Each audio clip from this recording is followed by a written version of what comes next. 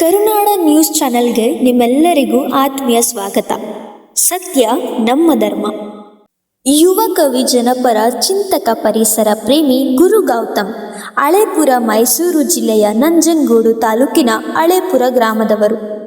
ಕವನ ಸಂಕಲನ ಪ್ರಕಟವಾಗಿದೆ. ಹಲವಾರು ಲೇಖನ, ಕವನ, ಹೈಕು ಮತ್ತು ರುಬಾಯಿ ಪ್ರಕಾರದ ಸಣ್ಣ ಕವಿತೆಗಳನ್ನು ಬರೆದಿದ್ದಾರೆ. ಪರಿಸರದ ಮೇಲೆ ಕಾಳಜಿ ಇದೆ. 100ಕ್ಕೂ ಹೆಚ್ಚು ವೇದಿಕೆಗಳಲ್ಲಿ ಕವನ ವಚನ ಮಾಡಿದ್ದಾರೆ. ಪ್ರಶಸ್ತಿ ಸ್ವೀಕರಿಸುವ ಮುನ್ನ ಕಾರ್ಯಕ್ರಮದ ಕುರಿತು ಏನು ಮಾತನಾಡಿದ್ದಾರೆ ಎಂದು ಕೇಳೋಣ ಬನ್ನಿ. ಬೆಂಗಳೂರು ಆನೇಕಲ್ ತಾಲೂಕಿನಿಂದ ನಾನು ಬಂದು ಬಟ್ಟೆ ಪಡಿಕಕ್ಕೆ ಬಂದೆ.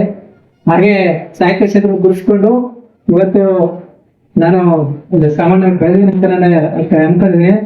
ನಾವು ಈಗ ಸಾಮಾನ್ಯವಾಗಿ ನಾವು ಉಸಿರಾಡಬೇಕು, ಆರೋಗ್ಯ ಚೆನ್ನಾಗಿರ್ಬೇಕು ಅಂದ್ರೆ ನಾವು ಪರಿಸರನ ಕಾಪಾಡಬೇಕು.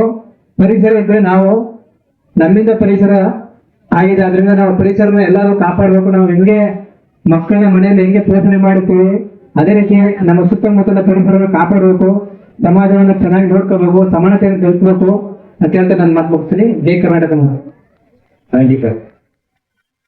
ಪುಸ್ತಕವನ್ನು ವೇದಿಕೆಯವರಿಗೆ ನೀಡಿದ ಕ್ಷಣ. ಕರುನಾಡ ನ್ಯೂಸ್ ಚಾನೆಲ್ ಅನ್ನು ವೀಕ್ಷಿಸಿದ ಎಲ್ಲರಿಗೂ ಧನ್ಯವಾದ.